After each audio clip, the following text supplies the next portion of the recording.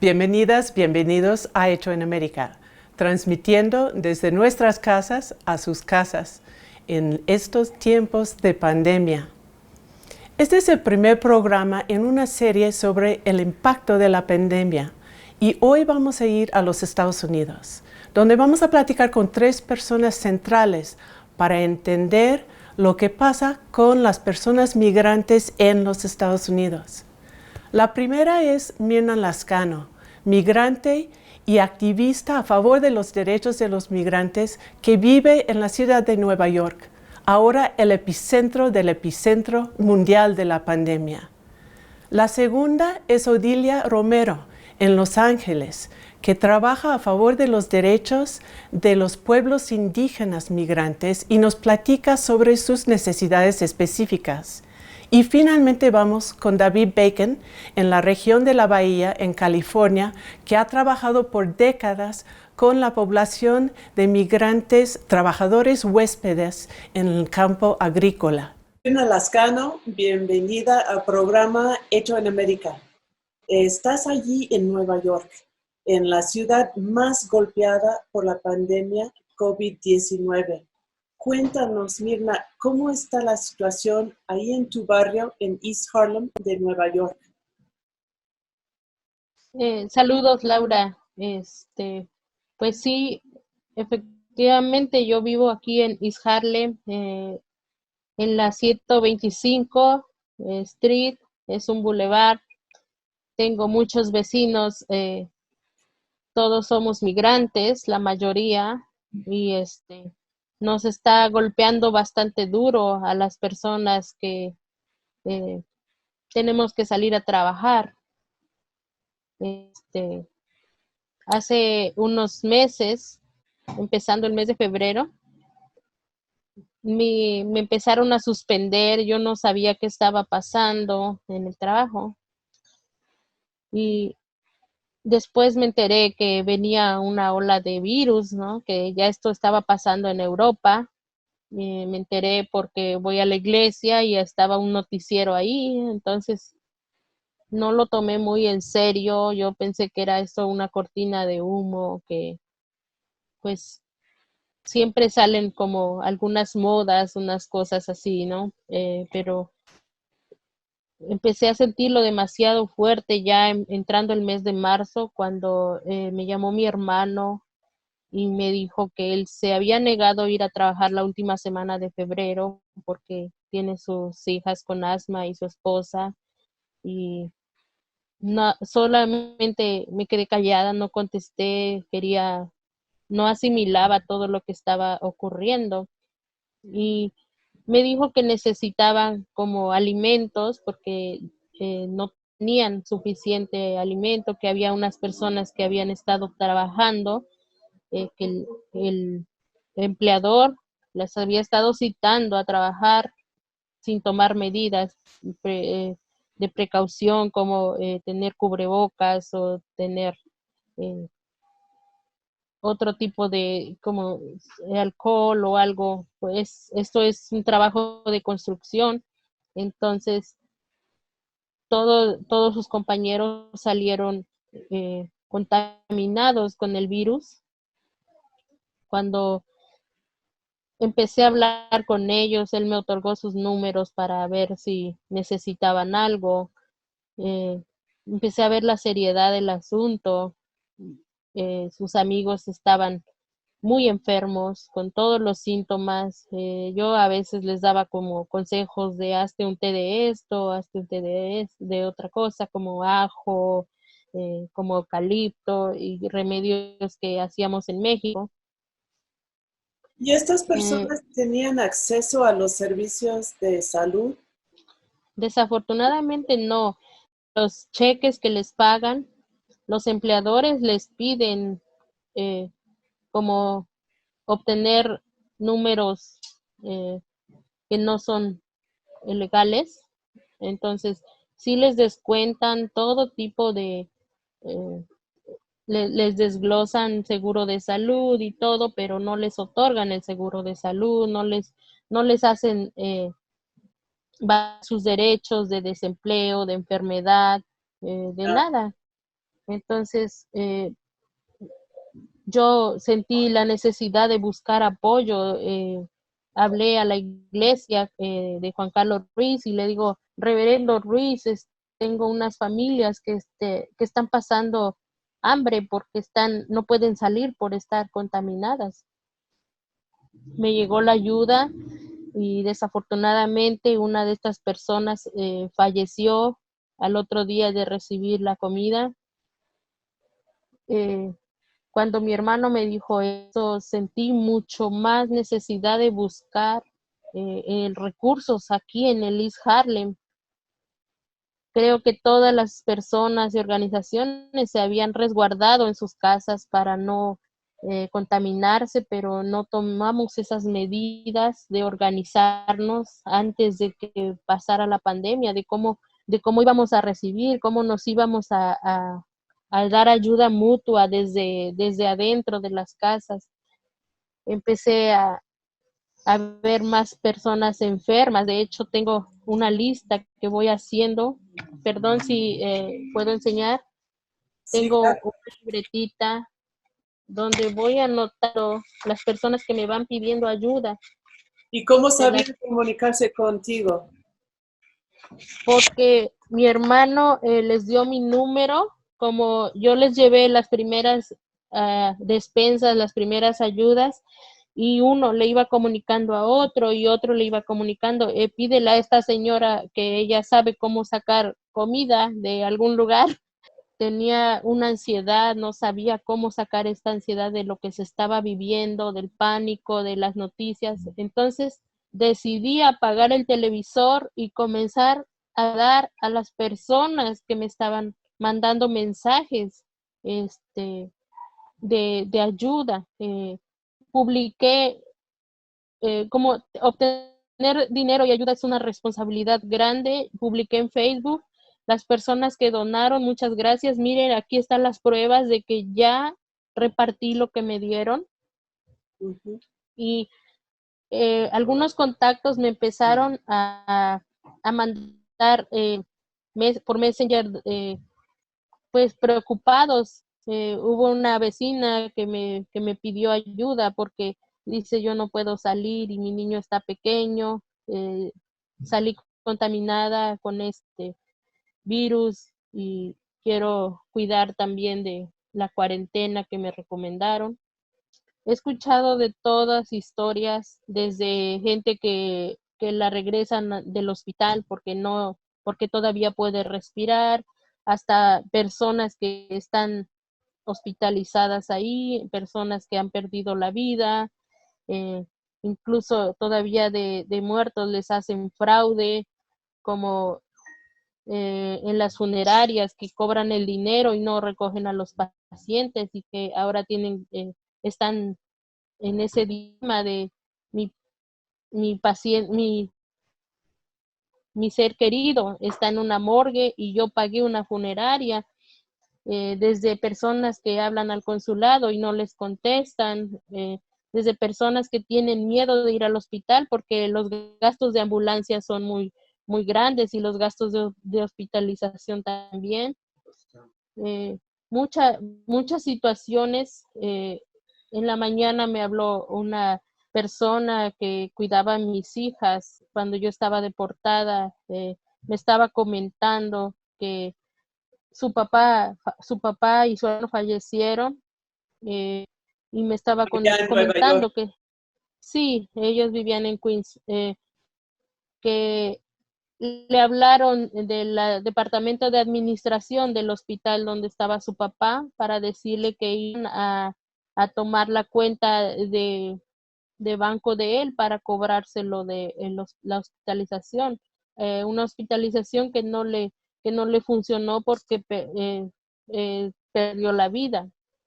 Estás describiendo una situación en que la gente más necesitada está aislada no solo por la pandemia y el confinamiento, sino por sus condiciones sociales, desde gente sin papeles, sin acceso a los servicios de salud.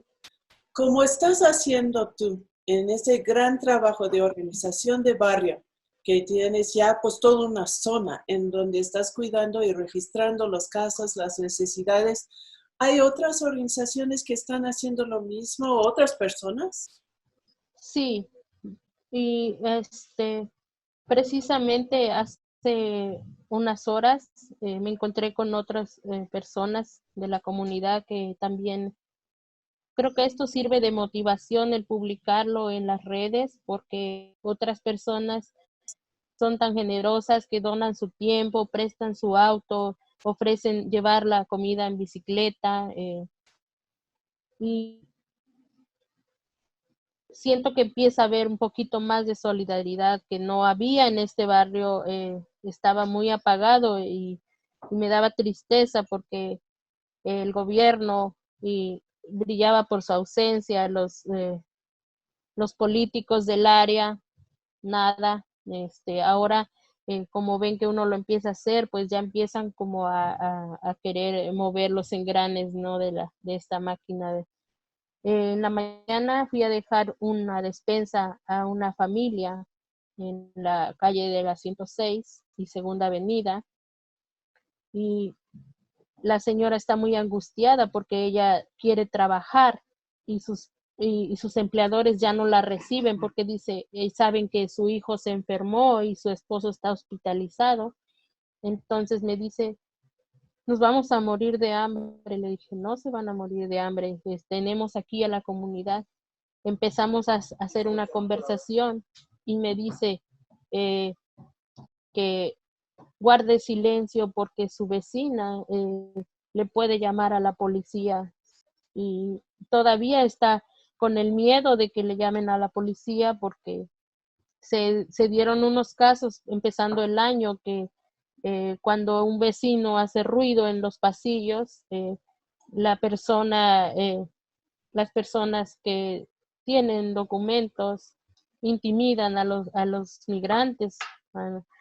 Entonces, que ella ya tenía miedo que llegara la policía porque dice, mi esposo está en el hospital, mi hijo está enfermo y si llega la policía me va a entregar a migración. O sea que en Entonces, estas condiciones siguen denunciando a migrantes enfermos y enfermas que están intentando sobrevivir. todavía, todavía se han escuchado algunos casos, pese a que ya hemos circulado algunas propuestas moratorias para que saquen a los que ya habían detenido. Tenemos algunos que ya han regresado a casa, los echan así sin avisar, dejándolos desprotegidos en la calle. Eso es sabido, ¿no? Tenemos el caso de varias personas que los tenía migración. Ahora tienen miedo de que se propague esto dentro de los centros de detención y los echan así a la calle sin, la ropa que llevaba nada más. Entonces, una función muy aterradora por parte del gobierno, por parte de las autoridades aquí. Sé que el gobierno eh, firmó una ley para que se les diera un crédito fiscal a las personas. Sin embargo, migrantes no calificamos para ese crédito fiscal. Es tan eh, frustrante porque los migrantes pagamos impuestos.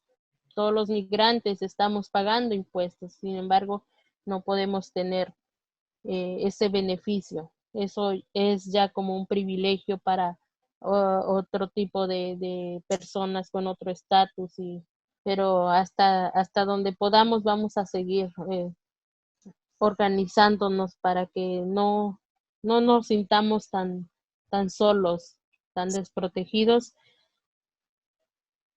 De verdad que es demasiado lamentable mirar cómo van cayendo uno y otro, como es, es como una historia de horror.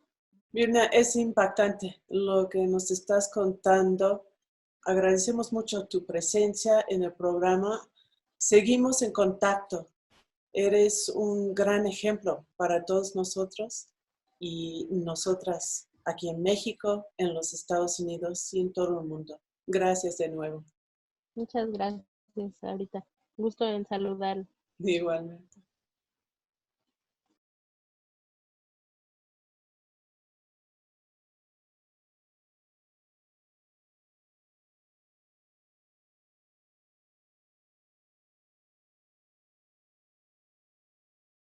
Bueno, buenas noches. Mi nombre es Mirna Lascano. Yo estoy viviendo acá en Manhattan, Nueva York, en el área de East Harlem, y he estado dando apoyo a la comunidad. El consejo que yo les quiero dar es que por favor tomen en serio, se protejan, guarden distancia, y si están enfermos, por favor, si sienten los síntomas, tienen que ser honestos y cuidar de la demás población, porque aquí hemos estado mirando cómo todos los días mueren personas, y la enfermedad, el virus no discrimina, se están yendo niños, jóvenes y adultos.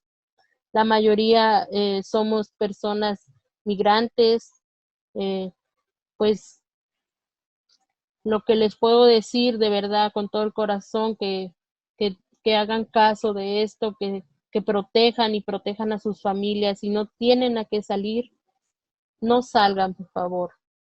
Ahora vamos al otro lado de los Estados Unidos, a Los Ángeles, para platicar con una gran dirigente social. Odilia Romero es la coordinadora general del Frente Indígena de Organizaciones Binacionales. Odilia, muchas gracias por estar aquí con nosotros en Hecho en América. Hola, Laura, muchas gracias por la invitación y qué gusto de verte. Pues igualmente. Odilia, hace poco ustedes con varias organizaciones más hicieron una carta que se llama, es una carta contra prácticas discriminatorias por parte de los pueblos indígenas de la diáspora. ¿Cuáles son las prácticas que denuncian en esta carta? Pues la invisibilización de los pueblos indígenas, ¿no? Se habla de los migrantes, pero nunca se habla de los migrantes indígenas. Y dentro de todos los migrantes que existimos en Estados Unidos, como que nos borramos de esa diáspora, no nos miran. Todos nos ponen bajo la etiqueta de latinos, mexicanos, sin tomar en cuenta que pues cada pueblo indígena es diferente y es único, ¿no? Y uno de los problemas con esta actitud es la barrera del idioma, sobre todo ahora cuando es tan importante con la pandemia de tener información para toda la ciudadanía, para todas las personas que residen en los países donde, sobre todo Estados Unidos, que ahora es el epicentro de la pandemia. Bueno, sí, porque si tú no tienes esta información, te digo, todo el mundo habla de los migrantes, pero nadie habla de los pueblos y de las diferencias culturales, de las barreras lingüísticas. Al tú no tener información en tu idioma, en tu lengua, no tienes acceso ni a servicios, ni a cómo cuidarte, cómo protegerte, cómo identificar los síntomas. Si tienes que ir a un hospital, cómo te comunicas para decir qué síntomas tienes o qué es lo que está pasando. O sea, el no entender toda esta situación de la pandemia es muy peligroso para nuestras comunidades. ¿Cómo está la situación ahora entre las comunidades de FIOB, de las organizaciones con que trabajas? Bueno, yo vivo en Los Ángeles y aquí todo está cerrado, y en la industria de la comida o del sector servicio, todo está cerrado, lo cual quiere decir que hay comunidades enteras sin trabajos, sin saber cómo van a pagar su renta, cómo van a alimentar a sus hijos. Y eso es como que los llamados que estamos recibiendo a diario: oye, ¿dónde conseguimos fondos? Porque otra vez han salido fondos como de urgencia, pero todos esos van a gente que tiene documentos. Mucha de nuestra comunidad no tiene documentos, entonces ¿cómo acceden a estos fondos?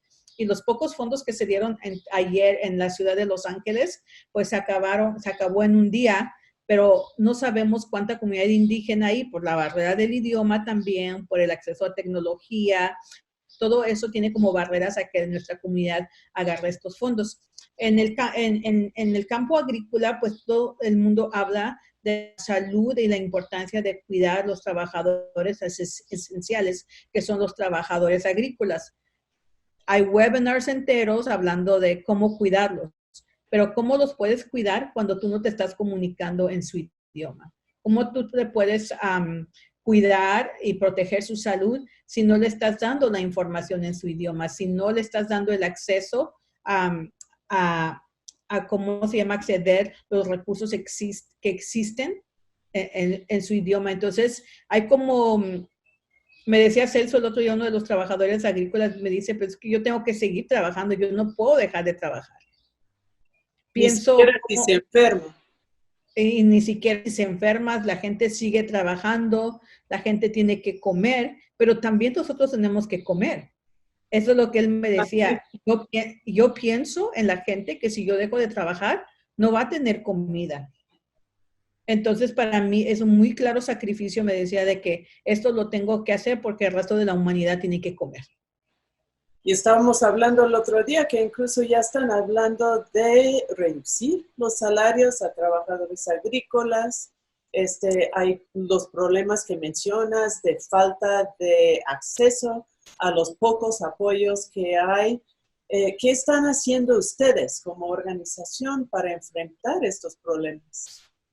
Bueno, como sabrás, la organización, el FIOB es una organización de voluntarios y la otra organización que yo represento, Comunidades Indígenas en Liderazgo, es una non-profit muy pequeña que apenas está iniciando, y entre todos, junto con nuestro podcast, Tundali, hicimos unos videos en diferentes idiomas indígenas.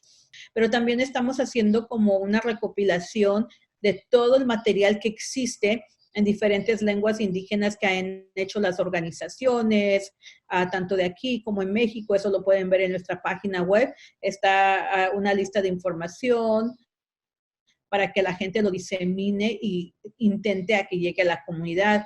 En el caso de estos videos, pues han llegado a los centros de refugio, en las casas de albergue, en la frontera sur, en la frontera norte los están usando.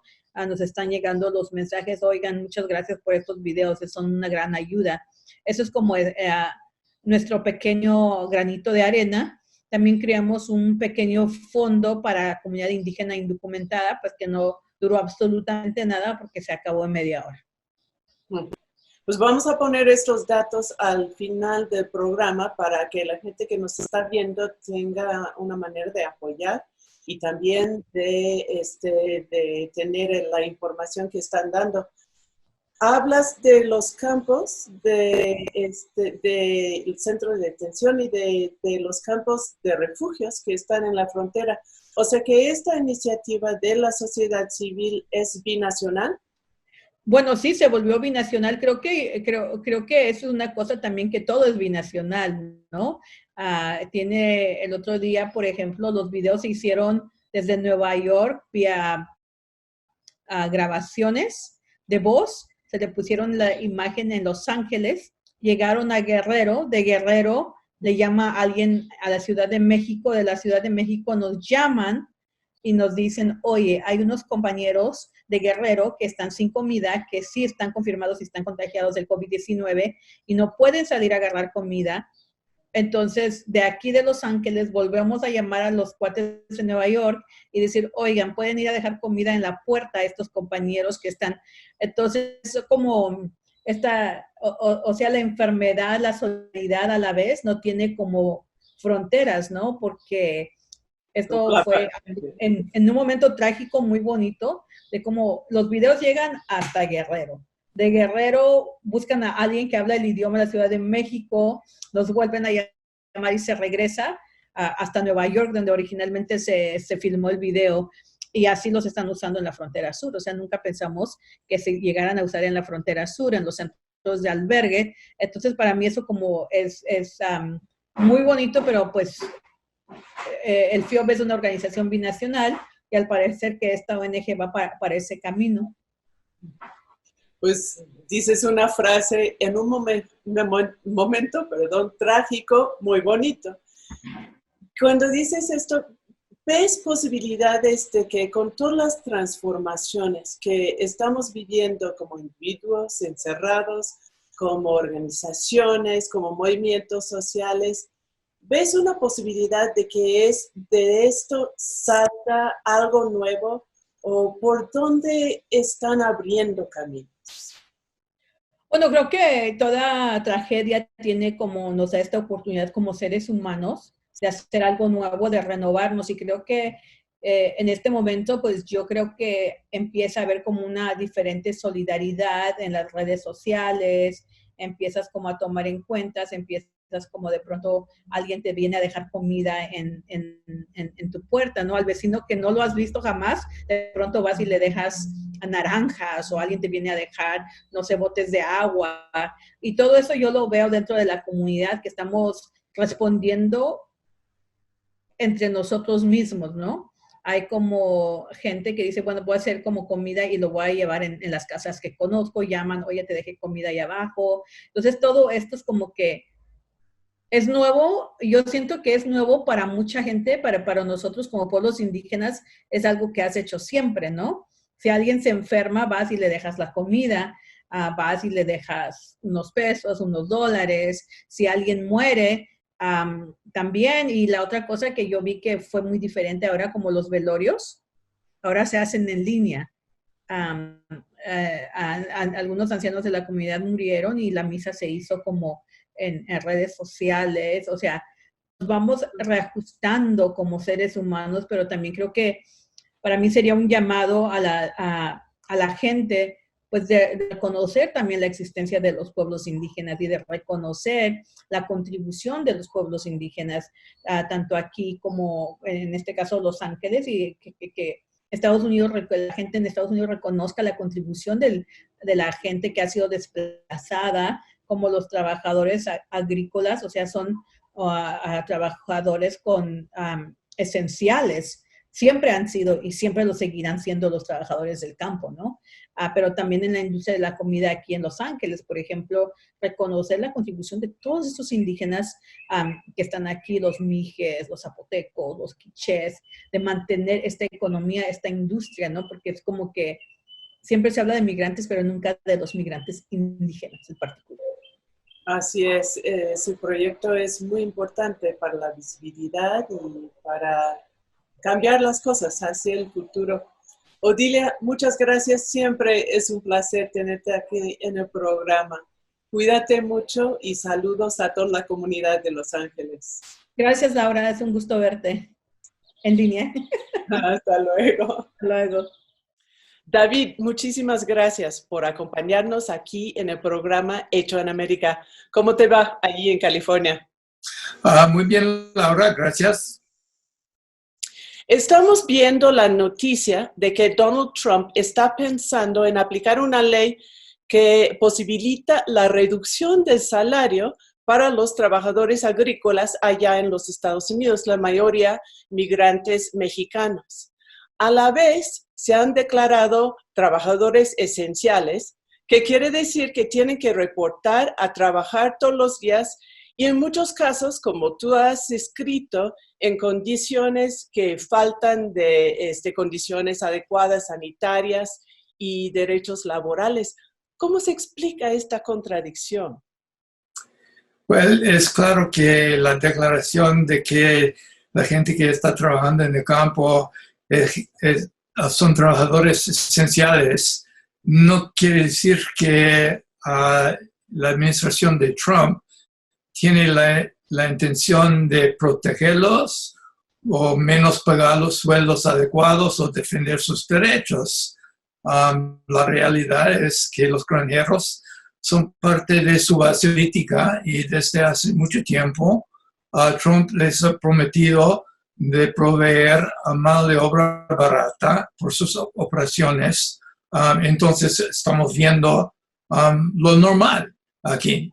Y especialmente cuando estamos hablando de los trabajadores contratados bajo el programa de H2A, la administración de Trump está diciendo que va a buscar maneras para quitar los mínimos requisitos de sueldos mínimos, sueldos adecuados que tiene ese programa. Y eso es otro favor que él está haciendo para su base política, los rancheros. Entonces, eso es la realidad.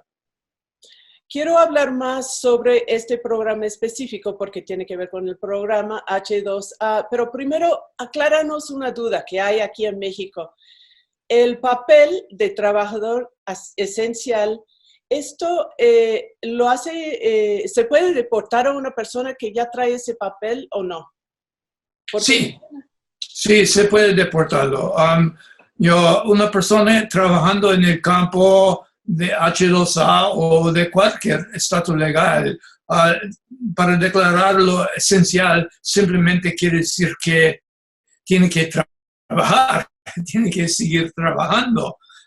Y los granjeros tienen el gobierno a continuar con sus operaciones.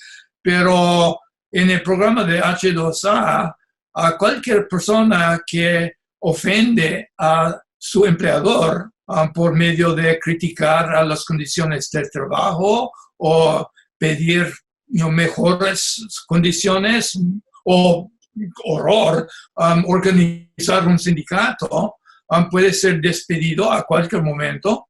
Y para ser despedido para un trabajador de H2A quiere decir que esa persona pierde su permiso a quedar en los Estados Unidos y por eso está deportado. Y no solo esto, pero los enganchadores en México mantienen listas negras de personas que son despedidos y deportados. Y entonces esa persona no va a tener la oportunidad de volver el año siguiente a trabajar. Entonces, actualmente, el estatus de una persona reclutado bajo ese programa es un estatus captivo, es un trabajador captivo. No tiene libertad de ir a otro lugar, no puede buscar otro granjero a trabajar, está entrampado en el trabajo con el mismo empleador que le contrató en el primer lugar. Pues es realmente escandalosa esta falta de derechos laborales y sobre todo tomando en cuenta ahora que son esenciales y que se enfrentan muchos riesgos, que básicamente sin apoyo laboral, sin derechos laborales y sin acceso en muchos casos a los servicios de salud y de cuidados que ahora están ampliando para otros ciudadanos. Dicen que este programa de trabajadores huéspedes el año pasado es bastante grande, que eran como 250,000 personas que vienen a trabajar.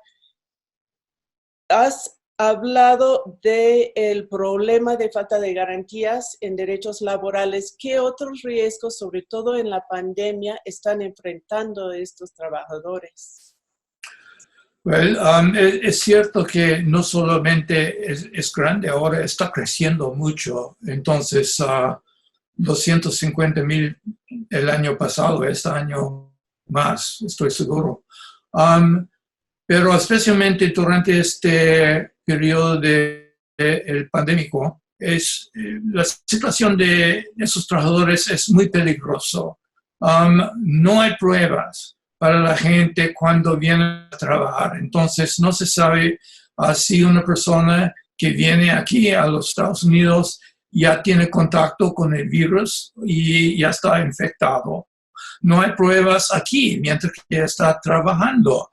La gente trabajando aquí bajo de ese programa viven en barracas muy apretados. Entonces, si una persona se enferma aquí, no hay la posibilidad de aislarse y eso es la recomendación. Entonces puede fácilmente infectar a otras personas alrededor. Yendo a trabajar, las condiciones de transporte también son igual, hay gente muy apretados.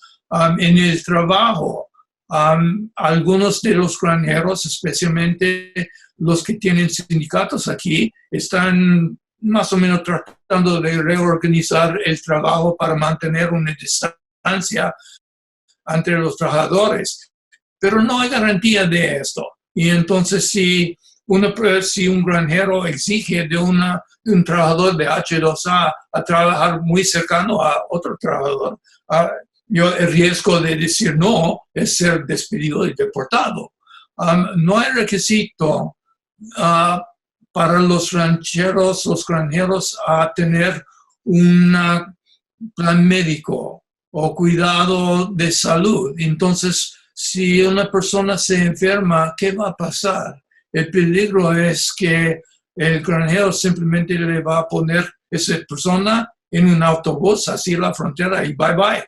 Entonces, una persona, hay que recordar también, Laura, sí, y esos 250,000 personas que entran a los Estados Unidos van a volver a México adentro de un año. Entonces, cualquier persona que tiene contacto con el virus aquí en los Estados Unidos va a volver a México con el peligro de posiblemente contaminar o infectar a otras personas en México. Entonces, no hay protección ninguna para la gente en ese programa en términos de salud en ese tiempo.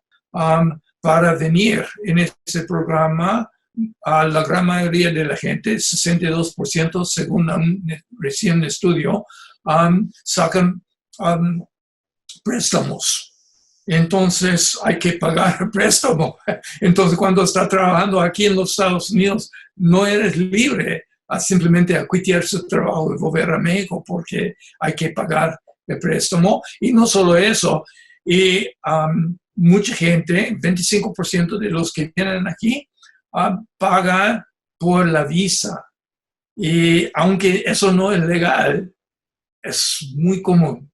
Entonces, una forma de corrupción. Es un abuso. Entonces, cuando viene aquí, hay mucha discriminación en contra de la mujer. La gran mayoría de la gente que viene bajo ese programa es hombre, 80% y arriba. Entonces, eso no es porque las mujeres no quieren venir a los Estados Unidos, es porque los granjeros no les ocupan, los enganchadores no les reclutan a trabajar. Las quieren enfrenta a una situación donde hay mucho acoso sexual. Y si una persona, si una persona critica, protesta, exige cambios, hay riesgo de ser despedida y deportada. Hemos visto algunas campañas de por lo menos visibilidad ahora del papel y de los derechos de estas personas migrantes. ¿Qué puede hacer la gente en otros países y en los Estados Unidos para apoyar a estos trabajadores esenciales para la vida de todos nosotros en esta pandemia? Bueno, yo creo que la cosa más importante para la gente de H2A y también para la gente que trabaja en el campo, y voy a decir, Laura, no solo en los Estados Unidos, pero en México también, es que la gente se organiza. Cuando la gente ya está organizada, tiene la capacidad de hablar en una manera colectiva, como grupo, con los enganchadores, con los granjeros. Entonces, la posibilidad de conseguir un sueldo mejor para parar los abusos es mucho más alta. Entonces, por los que quieren de veras apoyar a la gente que trabaja en el campo en este periodo, hay cosas que necesitamos exigir como más pruebas, sueldos más altos, etcétera. Pero yo creo que el punto clave es defender el derecho de la gente a organizarse y formar sus sindicatos, formar sus grupos y luego exigir cambios en su situación social. Pues sí, esa es la fuerza. Esperemos que así sea. Gracias, David. Que estés bien. Cuídate. Gracias, Laura. Un placer hablar contigo. Así la situación dramática que están viviendo nuestros paisanos y paisanas en los Estados Unidos, en que vemos los riesgos y la tragedia de la pandemia, pero también vemos la voluntad de organizarse y nuevas formas de solidaridad. Yo soy Laura Carlson, eso ha sido otro programa de Hecho en América. Acompáñanos la semana que entra.